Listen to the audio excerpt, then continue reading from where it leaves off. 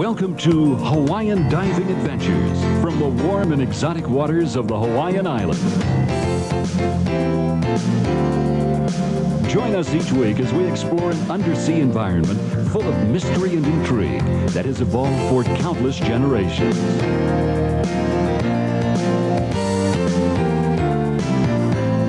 The Hawaiian archipelago, surrounded by the greatest body of water on our planet, the mighty Pacific Ocean. Let Captain Kimo Santos and Master Scuba Instructor Keller Laros take you on a rarely seen world filled with beautiful creatures and fascinating places.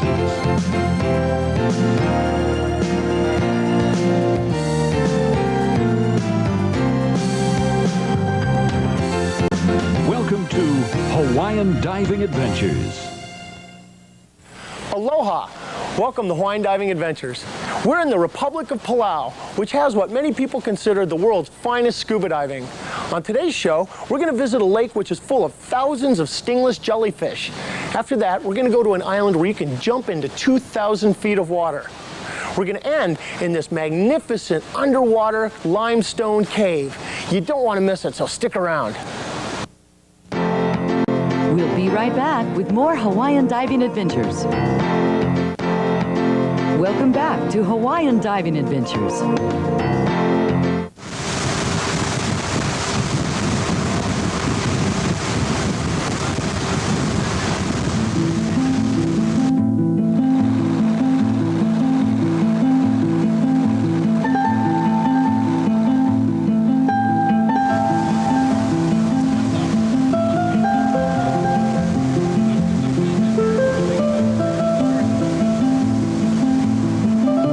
The Republic of Palau is about 4,500 miles west-southwest of Honolulu, and it takes about 9 hours of flying to get here. Located in the Western Pacific, roughly 800 miles southwest of Guam, Palau consists of almost 350 limestone islands. There are more than 1,500 species of fish and 700 types of corals and anemones in Palau's warm tropical waters. Palau has nearly perfect diving conditions year-round, and if you like diving in 88-degree water, Palau is a place for you. Hawaiian Diving Adventures was invited to experience Palau's treasures by Chris Dacus of Outrigger Hotels and Resorts. Several writers and editors of major sport diving publications were also asked to join us. Palauans have lived in these beautiful islands since about 1000 BC, and the Bai, or Public Meeting Center, offers a glimpse of Palauan society. The paintings and carvings were used to tell stories and to pass the culture of Palauans to future generations. Simeon Avelbai of the Palauan National Museum showed us around and graciously shared some of his time with us. Bai is a men's meeting house, and these were built all over the island. There were over 200 of these bais in the islands, but now there's like 5 real traditional bai, and the other bai are made of concrete now and other wooden materials, tin roof. But the particular traditional bai are made of local materials, and it has traditional designs, and the beams relates to the stories on those villages. Most of the design we have on the bai tells stories, or it has symbols, and like in one particular place, let's say the men's meeting house are in Koror, and the stories on the beams relate to the history of Koror, and also the design you see on around the bai, outside and inside, also has to do with the Koror culture. Exploring the cave. It's a terrestrial cave. So After spending a day resting and recovering from our travels, our Palauan adventure was about to begin. Sam's Tours Palau would be our diving and kayaking host during our stay. Our guide, Ethan Daniels, conducted a thorough briefing and patiently answered all of our questions, and convinced us that we were in for an unforgettable day in the Rock Islands of Palau.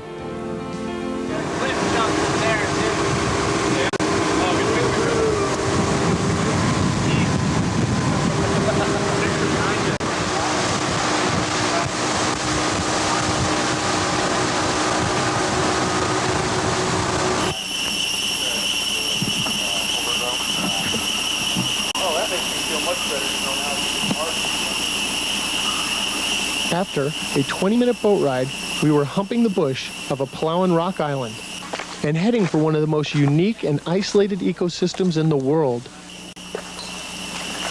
Earlier, we spent some time with Ethan and talked about Palau's jellyfish lakes. Jellyfish Lake is, obviously one of the most unique places on this planet. We've got 6 of them here in Palau that we know about, at least. And the jellyfish got in there millions or hundreds of thousands of years ago through small cracks and fissures. Again, in the island, the limestone is very, very porous.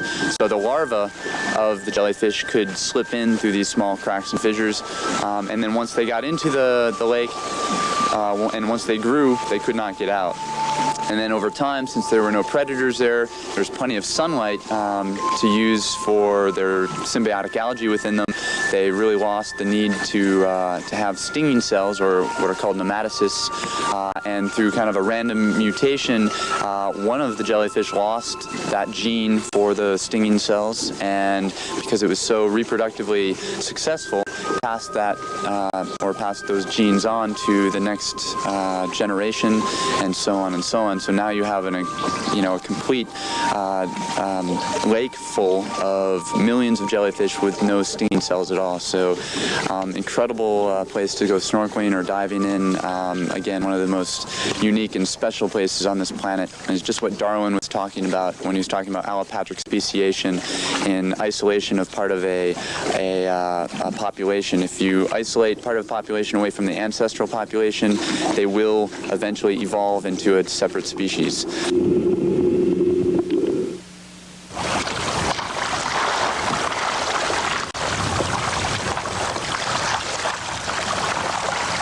Make sure you use a sunblock that is both waterproof and has a high enough SPF rating while you're here. The sun can be very intense. Also, drink lots of fluids because it can get quite humid and hot.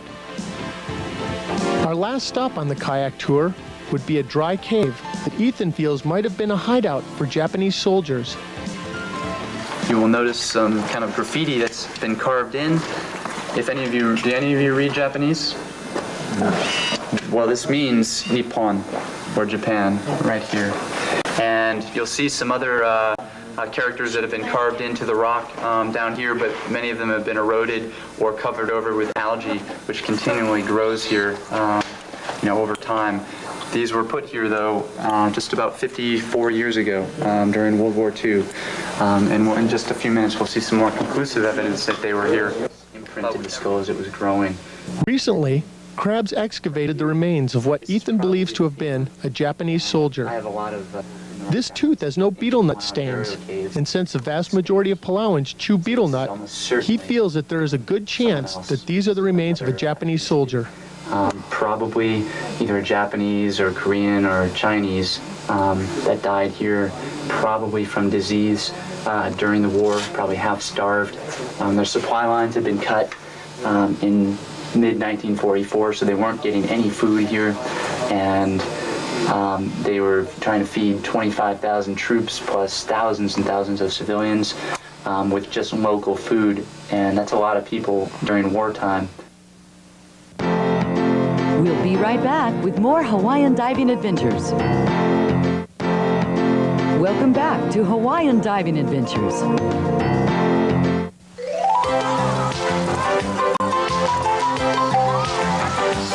Most adult Palauans chew betel nut, and we've been told that it gives one a warm feeling, something like having a good cup of tea or coffee.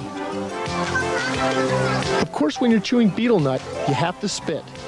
And unless you happen to be a ball player or a tobacco chewer, wearing a nice white shirt is not recommended. The nut is first split in half, and then burnt coral that is crushed into a lime-type substance is inserted into the cavity of the betel nut.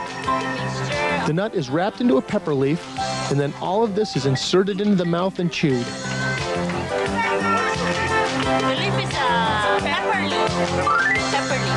The lime is supposed to help activate the betel nut, and the pepper leaf helps to add a little flavor. There were times while we were in Palau when we were the only people not chewing betel nut. It's sold in stores right alongside beverages and other items.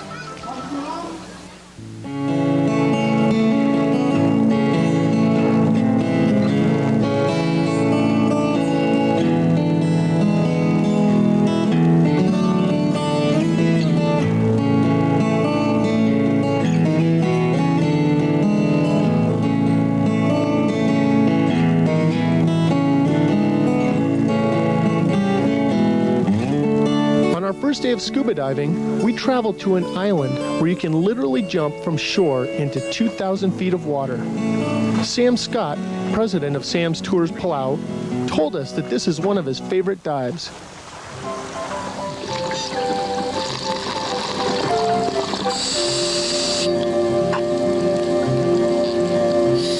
The first thought that ran through my head was I better not drop anything because it's a long way down to the bottom. Later, Sam told me that he has lost things in the past and that he recently was asked by a client if he could retrieve a mast that was dropped over the side and sank. Duh. Seriously, this dive defined Palau for me. Countless numbers of fish and fantastic soft and hard corals covered virtually all of the wall as far as you can see.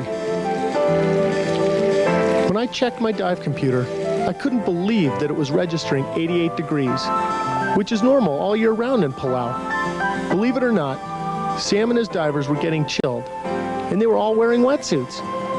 I guess that the human body can acclimate to all sorts of conditions. For me, diving in Palau was almost like taking a nice warm bath, and I never felt the need to put on my wetsuit. I would recommend you bring a windbreaker, because when you're back on the surface, you'll occasionally pass through a shower, and it's possible you could get a little chilled.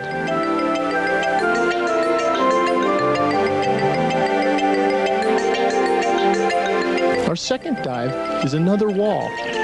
I'm told this was Jacques Cousteau's favorite Palauan dive site. This is the Netibus Wall, and it drops vertically for over 1,000 feet. As you can see, just about every square foot of this wall is covered with soft and hard corals. During our stay in Palau, our dive computers consistently read water temperatures of 88 to 90 degrees. Our dive guides pointed out some of the corals that had been affected by the high water temperatures. During a courtesy call with Palau's president Nakamura, who is from the island of Palau, the president recalled a time during his youth when similar warm water conditions happened. President Nakamura told us that an elder calmed the village's fears by telling everyone that this was just a natural occurrence. The literal translation of the elder's words were the corals and the reefs were just taking a bath. So don't worry, everything will return to normal. Palauans are very aware of what they have. This country has a significant number of citizens that have studied abroad and have come back to help sustain their country's resources. Although many Palauans still depend on the ocean to supplement their dinner tables, the vast majority will take only what is needed and not randomly harvest large numbers of sea life.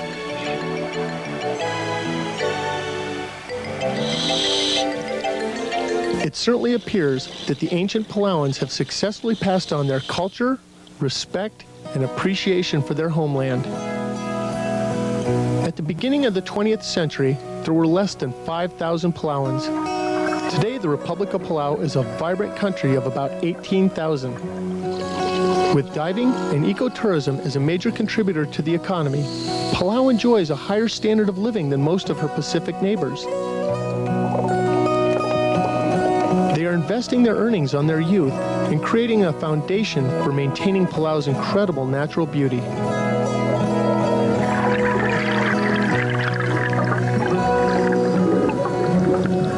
Stick around.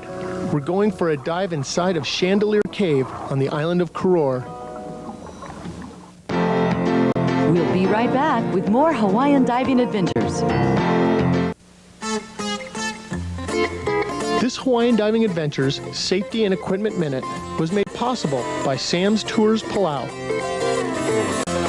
On previous shows, we've stressed the importance of checking and maintaining your equipment. Guess what? We're doing it again. If it's been a while since your last dive, it's probably a good idea to check out your gear, have it serviced, then do an easy dive at home if you can, or do one at your dive destination. It would be a shame if you flew about 8,000 or 9,000 miles, got to your dive site, and found out that your gear isn't working. Believe me, it would suck big time to sit on the boat and hear everyone rave about that once-in-a-lifetime experience that you didn't have. Having a mask that fits properly is also a good thing. I don't know about you, but I don't see too well when my eyeballs are soaking in seawater. Pack a Save-A-Dive kit with spare hoses, fin straps, mast straps, O-rings, tools, and whatever else you can think of. We've all had that fin strap break on us the minute before we're supposed to enter the water. So take time to prepare. It makes good sense. Remember, proper prior planning prevents poor performance. On our next Palau show, you'll get an eyewitness account of why paying attention to the dive briefings and checking your gear can be very important.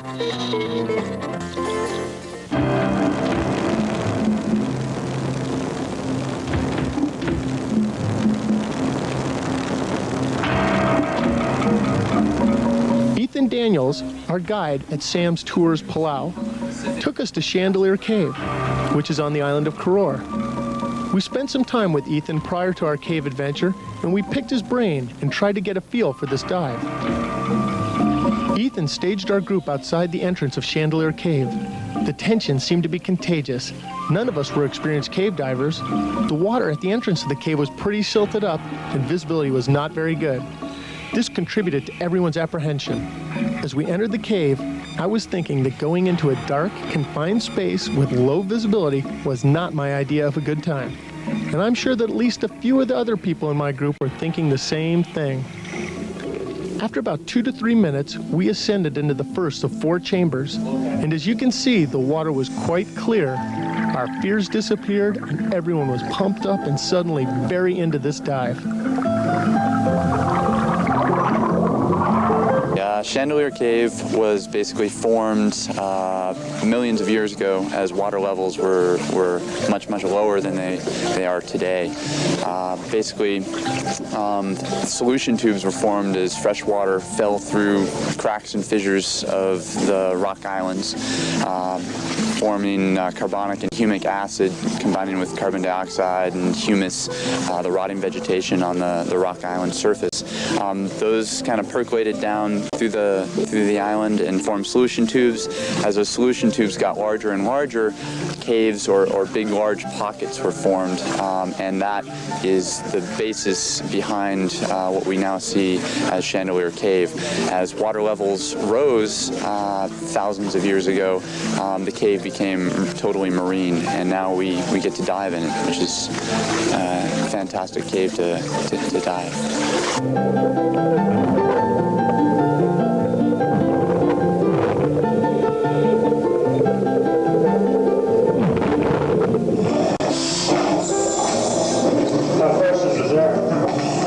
We're about 300 feet into the rock island from the entrance, of course, and of course at sea level as well. So we'll be going back down about 25 feet and then heading out around 300 feet out towards the opening. But again, turn your lights off at a point and just check out the natural light as it comes in on you on your way out. And turn over on your back and look back up at the stalactites with natural light. It's really, really beautiful. The novice, as well as the advanced diver, will have a great time at Chandelier Cave. It's a safe dive and not an endless series of passageways and dead ends.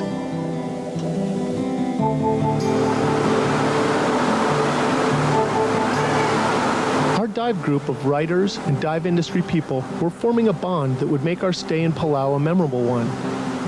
Each evening, we'd all gather at the bar at the Outrigger Palasia Hotel and relive our adventures and talk about the next day.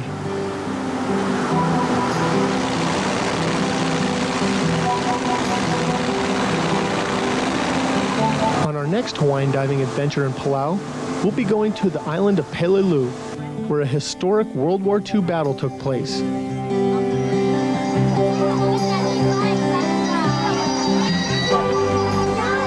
We'll also check out Palau's Independence Day and dive a World War II Japanese wreck.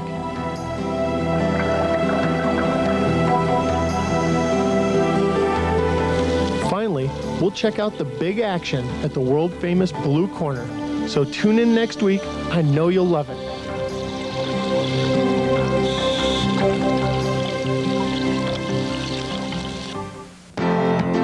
We'll be right back with more Hawaiian diving adventures. Welcome back to Hawaiian Diving Adventures. want to take this opportunity to thank some of the people that made this Hawaiian diving adventure possible. There's Chris Dacus and Stephen Goodall of Outrigger Hotels and Resorts, who put us up in this beautiful new hotel. Also, Sam Scott and the outstanding staff at Sam's Dive Tours. There's the wonderful people of Palau, Continental Airlines, and most importantly, I want to thank you folks at home for tuning in and joining us on another Hawaiian diving adventure. Aloha.